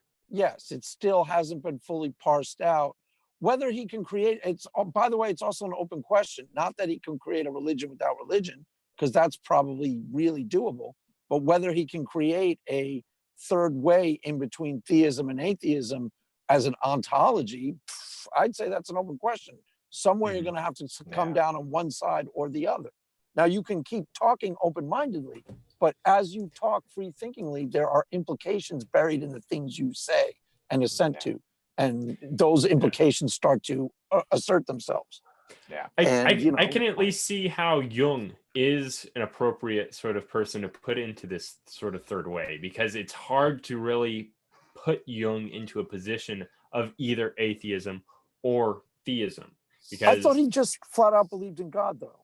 but the God he's referencing does not have an ontological status in the way we normally. Is it like the Spinoza type? It's like as an archetype in the collective unconscious that we will necessarily interact with. So it exists in the sense that it exists as so long as humans exist. That's part of us. So it's I get you. So it's almost like a projection of the primal. It's a primal projection of the collective unconscious. It's a creature with agency. It's just this is happening inside of our unconscious.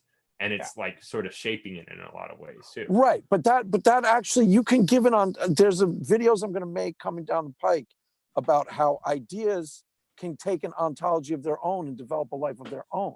So that can actually be almost a complete rationalist argument for God, except not necessarily. But it's still non-theist. But it's right. But he's not atheist. He's not saying there is no God. He's also not a theist in saying there is a God. He's saying there is a God, but it's a projection. Its ontological status is not something I have any business commenting on. Right. It's a projection of the collective unconscious, but that collection of the collective unconscious can start to take on a life of its own. Yes. Yeah, I know there was something that Vervaeke partially mentioned that I don't know if he said it in regards to the archetypes, but somehow that they can grow or move or die. We're talking about symbols. Today, that's right. Symbols. Yeah. Symbols have a life. They can die. They can be born. He says symbols are not made by us. They're self-organizing. They grow out of the unconscious in us and the unconscious without us. Right. And so there's a little bit of that can kind of fit with Jung, but I don't think he would go so far as Jung in saying that the symbols have their own agency and able to direct their own pathways. But the way I sort of interpreted that is that we don't have we sort of discover symbols, but in a way of that our brains sort of interact with symbols in a way that we can't necessarily predict, and we don't choose. We just do. We find ourselves reacting to symbols in this way. And we don't just, when somebody came up with, the balance of scales of justice, we don't just choose to say, I'm gonna ascribe balance and to the scales. It just, as soon as we see it, we're like, I get it. I see it already fits. Feel it. Right. Yeah. So we don't have a choice in it. So I think that's what he's getting at. That's how I read it. Also, I've brought this up multiple times, so I'll run through it quick. You also hear from many artists that their best work of art feels like it had its own agency and was using them Totally. as the path it took.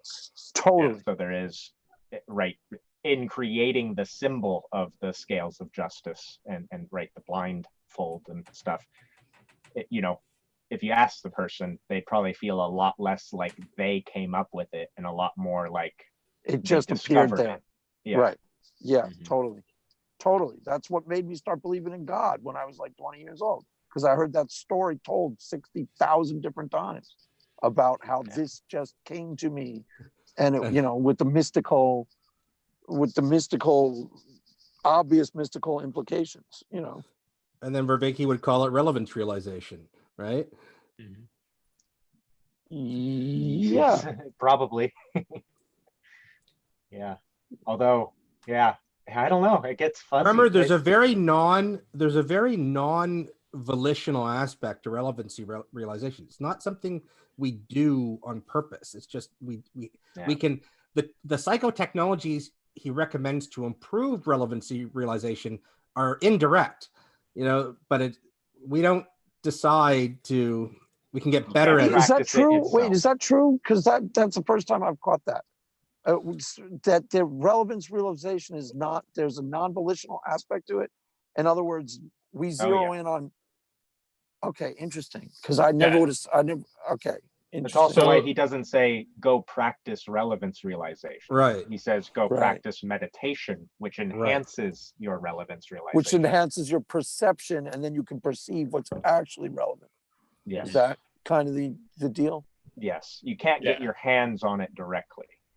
So like using sort of an example from Peterson, that like if you're shown a video and told at the front of it to count how many times they pass the basketball back and forth, that's what you're going to find relevant, because that's the preceding thing for the goal set that you're being put into. And you're not going to see the giant gorilla walking in between the people passing the basketball back and forth. Right. That's an 100 aspect times out of 100, apparently. Nobody ever sees the gorilla. No. Sorry, it's 50-50, I think. Is it? I thought it was like, from what I remember. Nobody sees him. It was 50-50 from what I remember, something around 50-50. Yeah, but that's still a very high percentage. Yeah.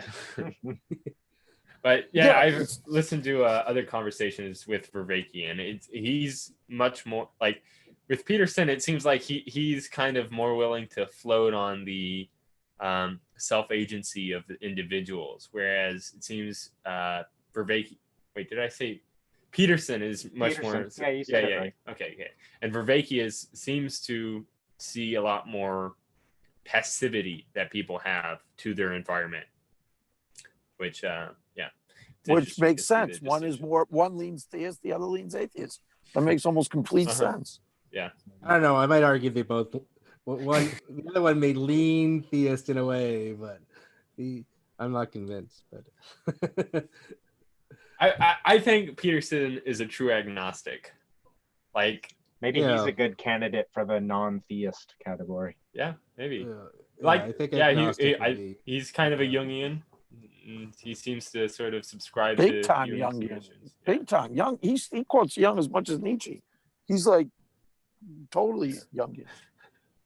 He always has to just kind of hide a bit of Jung's mysticism that he goes into whenever, and that's kind of the interesting thing is Peterson's able to pull Jung out of the sort of mystic underbelly that is fully included within Jung. Like, you read Jung, and it's all throughout it, but Peterson sort of manages to sort of separate. That's a special skill, is being able to basically secularize like the most religious or mystic things. And well, but listen, okay, if there is no God, it makes sense that all the benefits that we get from religion have secular roots, right? You know what I mean? Like, the benefits are not imaginary. People really do benefit, from these concepts and these rituals and these things. Wouldn't that just have to be the case? Like, right. If there is no God, then of course there couldn't be any sort of theistic roots to of course. So that's why. But if there is a God, then all of these things would be rooted in theistic benefits. But I'm saying somebody who is a non-believer, it makes perfect sense that they could take all these theistic concepts and secularize them, like because except for right. the effect of believing in God in the first place. So No, again, well, even that. Well, maybe, but you would have to then create some way to believe in God without believing in God to get the benefit of believing in God.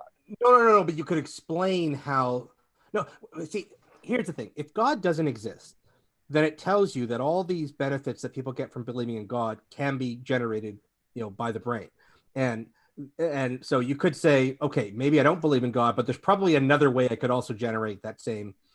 Well, that's where I'm raising the question. Is I think to go with like Joseph Campbell, I think a different circuit in our brain or a different way of relating between hemispheres, or I don't know what the heck the mechanism is, something I think happens in a mystical experience that we describe as God. No, but we can have mystical experiences that are secular, right? I mean, that's what Vervaeke's whole point is about how to generate these experiences. Yes, but trying whether to generate you get the same, yeah. Do you get the same thing? Well, right, do you really think these circuits are reserved solely for God belief and can't be used for other beliefs? Yes. You think I think that they necessarily will appear as something so overwhelming that we use giant fudge words like God to describe it.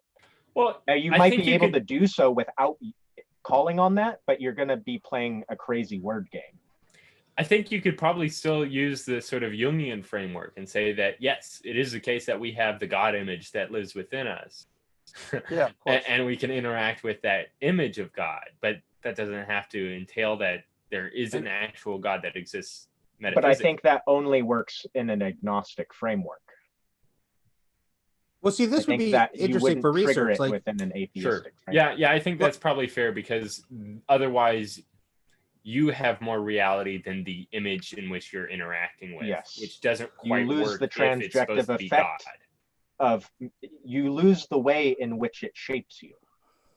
But do you think this because you can give an ontology to the I mean, I'm just playing devil's advocate. We don't have to talk about this, please. But that's not necessarily true, because there isn't, just like ideas have a life of their own, so could the God idea as a projection of the collective unconscious take on a life of its own and have an ontology of its own and run its course. But there's a way that you could do it where the ontology of God has higher priority than you, because God exists collectively, whereas you only exist individually. And so there's a lot of different. That's a good point. Yeah, you could pull it off that way probably.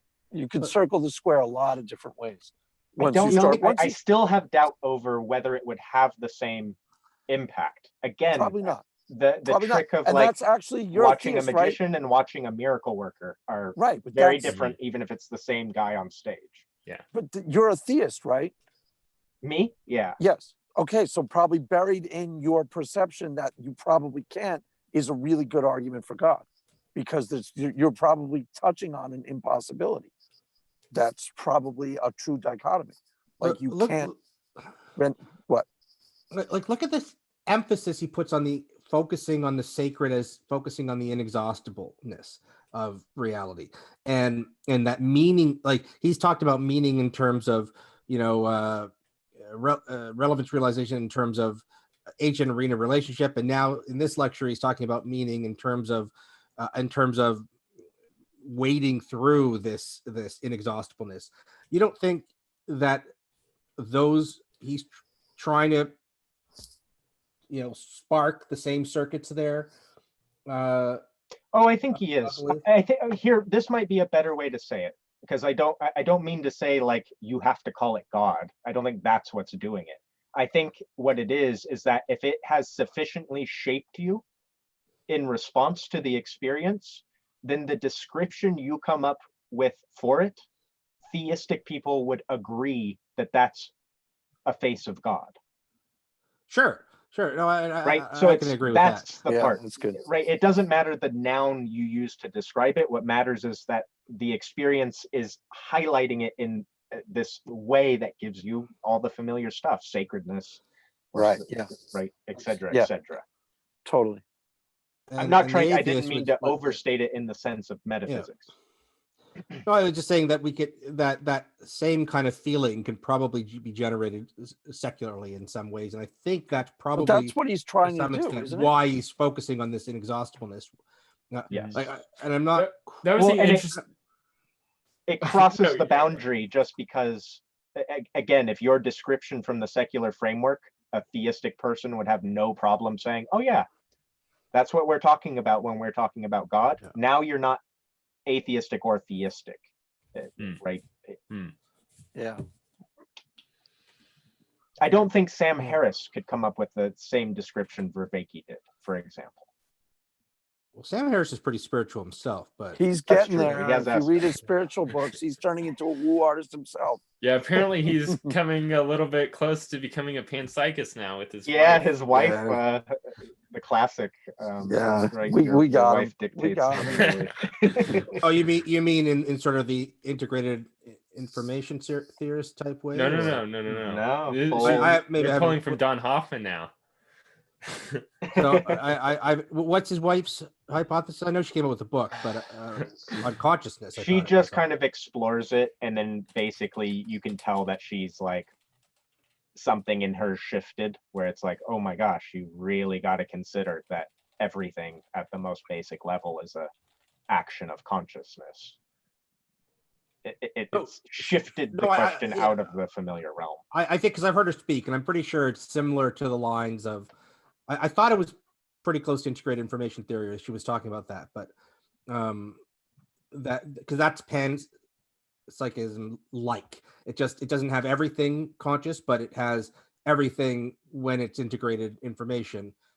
So an individual atom, molecule, particle wouldn't be conscious, but when it's integrated in an informational way, it would be as part of a conscious system. Well, why not an atom if it's made up of many quarks? Because it needs it has to be integrated. Whatever it is, it has to be integrated. Yeah, that integrated just seems like I didn't mean crazy I said a particle. Not a particle.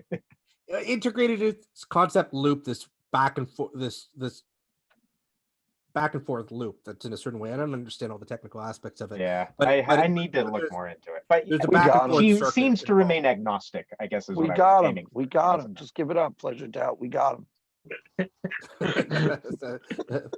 no, it's just, I from what I remember, just You for got the the tea biscuits, guys. Celebrate that. We got Sam Harris. but I like consciousness. I still think is a little different.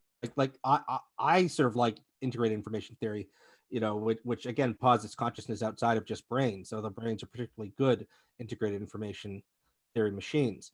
But that's a little still. There's a leap before you get to God. So just don't confuse. Yeah, it's called faith. Take a leap of faith. Well, I'm just saying, don't confuse. Feel him in your heart, then you have God. That's what happens.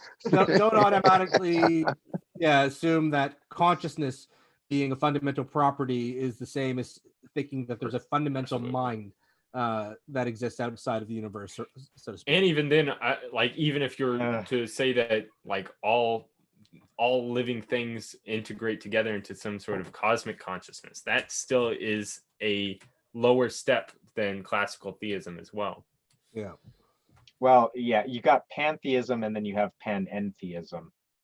So the panpsychism could create a god of pantheism, but it seemingly still can't touch a god of panentheism. Right. That is more than the sum of its parts. Yeah. All right. I think we should probably stop there. I don't know. Was there anything else that we wanted to get into before we're going forward? It's just this link. Like I've always been thinking of meaning in Vervaeke terms in terms of this agent arena relationship, but now he just seems to have shifted it in this lecture to this focus on the inexhaustibleness. Like that's the meaning. Like I thought he was sort of framing meaning that as a subset of meaning in terms of the sacred, but not as just the pure solution to the. I thought the solution to the meaning crisis was figuring out your place in the agent arena relationship at all times, and being able to. Yeah, since Heidegger, he might be rejecting that whole notion. Since if you're doing away with telos and narrative, you might have to have meaning absent the having mode of like, I am this thing and I have to do this thing in order to fulfill my meaning. Well, agent arena relationship is still being mode. I think it's like, right, isn't it? my relationship with the world. Yeah, I don't know. It kind of fits both. It seems like more when we say a having mode or a being mode, we're describing the nature of the agent arena relationship, right? Is it a marriage or is it a war? But it's dynamic. He always describes it as dynamic. It's going in both directions. Yeah. You know, I change the world changes me, and it's sort of ever expanding loop. Well, and we modulate between having and being mode, right? You can't quite be in being mode and then go do your job and go buy a sandwich. Right. There has to be some amount of the problem solving capability of the having mode to properly deal with the circumstance. So I wasn't trying to throw one out. I'm just saying it seems like we use having mode and being mode to describe how we're relating in a moment to the arena and how we're considering ourselves as an agency. Yeah. But what I'm trying to get at here is he almost seems to be just focusing on, you know, the Buddhist notion of, you know, realizing that there's nothing, self is nothing and all that. But he doesn't say it quite like that, or he sort of mentions it a little bit. I just don't know why he's putting so many eggs in the basket, or maybe I'm overstating what he said in this lecture. He seems to be putting a lot of eggs in the basket on this relationship to nothingness and the inexhaustible.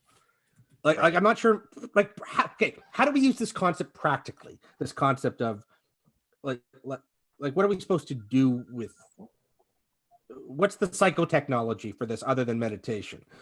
You know, I mean, meditation is, I guess, is the big one.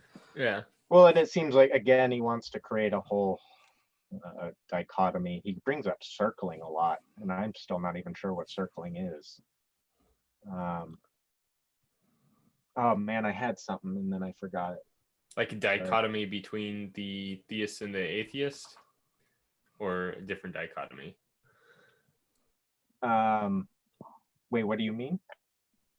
Well, you said it seemed like he was trying to bring it back to some sort of dichotomy. I was just taking a guess at what the dichotomy might have been. But I said ultimately this is all part of his ultimately this is all part of his Religion Without Religion project. Right. You should listen to that. Like 3 weeks ago he did that. He's talking with that guy. Jordan Hall or Jordan Hall. Or a different no, one? I think it's Layman. He's called The Sacred Naturalism or something like that. I don't know. There's a whole video on it. There's about 5 guys called Sacred Naturalism. And it's all these type of third way, out of the box thinkers. And some of them, you know, some of this stuff is it's just as he just said, a theist can hear some of this stuff and go, aha, that's God. Aha, that's what I do. That because that's the open nature of how he discusses these things. I don't know if that specifically addressed what you're.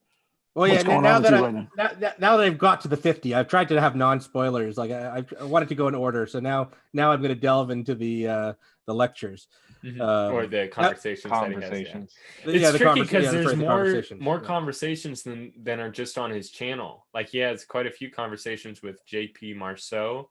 Yeah, he's all over. He's got thousands of conversations. So he does like 2 conversations. You're not going to be able to catch up with all of them now. Yeah, but, well, at least the ones on his channel. Now, so he ends with a quote. You know, what I've tried to show you is the vocabulary, grammar, and framework of relevance realization, and how it can be developed to talk about spirituality and sacredness that can be put in deep dialogue with Heidegger, Corbin, Tillich, Jung, Barfield, and afford deep dialogue between them and afford synoptic integration. And this is what he means by awakening from the meaning crisis. Yeah, that's his button to the end of the series, is kind of like laying out what his whole point was with the whole relevancy realization and the connection to everything there. I did want to bring up one more point briefly, if we have the time for it. And that was that he ended the series without ever talking about any pitfalls of Heidegger's philosophy. So Except he, he's a I mean, Nazi. he did like throw that one nugget out there at one point. Like, now I know Heidegger was a Nazi, and his Nazism was completely interconnected with his philosophy, and you can't disintegrate Don't the worry two about of that. them. Yeah. but then he Don't just even worry about that. keeps going with the Heideggerian line like hard for the whole No, rest of it. and the Gnostics seem to be Yeah. filled with Yeah. anti-Semites, and they're all conspiratorial, and they're all plotting, or think everything's out to get everyone, and it seems to be a lot of Gnosticism that isn't necessarily maybe healthy psychologically. Right. Yeah, and Yeah. Nietzsche, his whole criticism of Plato is he's too Gnostic and that he's anti-life. Like to be Gnostic is to reject the body that you exist within for some sort of ideal. That, yeah. and I think it is really important because I do think that it is precisely Dasein that gives way to Heidegger's Nazism. And I think that's because it was never properly counterbalanced with a telos. There was never any guidance to Dasein. And so, right, the way I've described it is that you end up in a solipsistic loop by defining yourself as the being whose being is in question, and that this will literally destroy you until you get to a place where it no longer matters whether your being is in question or not. And that's the will, that's power. And so it seemingly makes perfect sense to watch someone who defined Dasein as the basic way of relating to yourself then become a Nazi. It seems very clear in my mind how that pathway works. Right? It's actually even Nietzschean. Right. Which is, So you can't live inside of a question for too long. You have to provide some sort of answer, and the only answer you have at that point is the own will to power it within yourself. Yes, I guess I think so. Yeah, if you don't have a telos, if you don't, again, an open-ended telos, totally fine. I actually wholeheartedly agree. Teloses should be open-ended.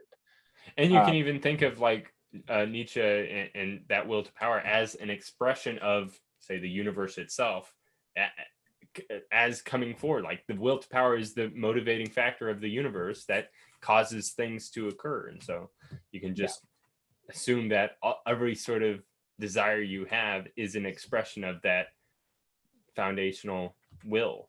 Yeah. Oh, and now you're deeply partaking in meaning. Yeah. By willful not exertion. What is assertion? What were you saying? So that's. I was just making a quip, and of course, it leads to having to kill a lot of people. But. Yeah. But I think that's like really a big thing. And to be fair to Vervaeke, his aspirational form, right? He does create a lot of images of a telos, whether he wants to describe it as such or not. So I think he does do something to rein Heidegger in, but it would have been nice to see him kind of punch at Heidegger a little bit. And by punching at him, punch at his own theory and come up with counter bits to the problems that are deeply present in Heidegger. Yeah, there was that thing that you had mentioned towards the beginning there, Nick, that there's an element of wordplay that Vervaeke sort of goes through, and maybe he's not doing it with any sort of malice intent. Well, you could even ascribe beneficial or altruistic intent, in that he's trying to get us past this way of thinking so that he can kind of present this other thing. Like that's the whole reason he sort of brought forward, like, you can't have a mythological narrative because you get too stuck up on it as fundamental, and so we have to reject narrative, even though like even though everything else is transjective. Yeah, I think the answer there is just to have updated narratives, or be prepared to sometimes outgrow narratives, and say it's okay to let them go. Or frame them transjectively. Again, like the mutual whole shaping between sacred and sacredness. Like the whole Peterson way of going about narratives is to reinterpret them so that they are now relevant to our current ways of living. Right, and think of how much more powerful they could be if you could not just reinterpret them, but you could add to them. Like, Yeah, I mean, yeah, in a sort of sense, Then you have like to we're deal with always doing that. messiahs Like we're walking always around. Well, you remaking could. Shakespeare. We're always You remaking. could, you could easily add to them. Yeah. Yeah. You just have to be a powerful storyteller and How many have a- Spider-Man reboots have we had? exactly, and have a moral compass to your. Well, and there's Well, yeah, lots of dangers associated with it, because that's where the deep cultic drive really kicks in. Of remaking Right, that's where you narratives? get Joseph Smiths. They are literally updating a new mythos to Christianity. Oh, that's true. Sure. Yeah. Well, but Hey the, Nick, Tyler's still in the chat. oh, Sorry, Tyler. But, yeah. you know I'm not saying it's bad. I'm saying you got to deal with a serious cultic situation. Yeah. Right. but I There's think something safe about the crystallization of an old story.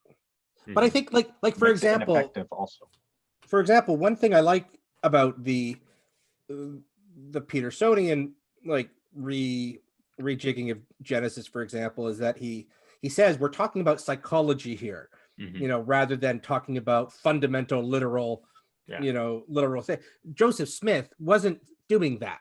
You know, he wasn't saying this is a psychological tale. I think today we would say, if we created new myths, we would say these are meant to show principles. They're not meant to be taken, we would say quite right from the start, they're not meant to be taken literally. They're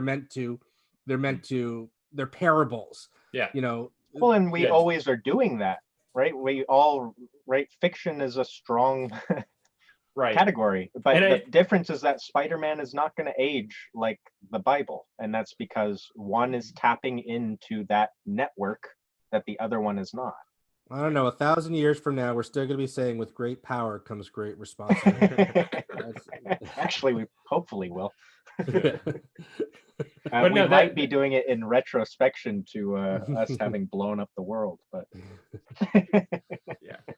that's a good point there, Brett, that you can still have narratives without having the fundamentalism that comes associated with that, because like there's like that's a core, like that's what Jesus was doing. You know, he's creating parables for his flock of disciples, and that's what Buddha was doing, and he's creating his parables to sort of help people understand his meaningful truths or noble truths.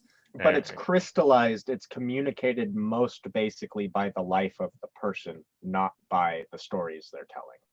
Right. I think that's the key where we are engage a different system. That's interesting. Yeah, I wonder if you again like can you have propositional. Can you have a religion without some sort of leader or messiah figure undergirding it? I have doubts whether that's possible. Can't. I think that even if the person themselves keeps themselves intentionally from being a messiah figure, you could argue the Buddha did that to the nth degree. Right? He really puts a lot of emphasis on do not make me a messiah figure. Do not draw pictures of me. Do not worship statues. And then you look at Buddhism and exactly. So that's how you know that's exactly what you should do.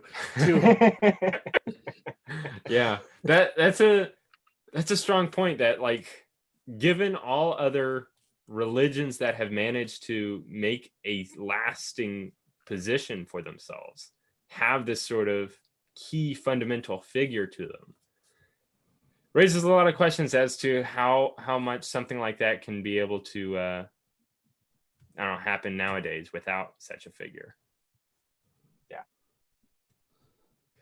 Again, I think you can create really useful practices. I just don't know if they congeal to form the same thing that religion gives to people. Right. And I think that I've said this before. I think that Vervaeke's project will get a lot further if it's not trying to be its own thing, but rather is sort of piggybacking off of things that have come before. And like he himself, which is clear he's doing.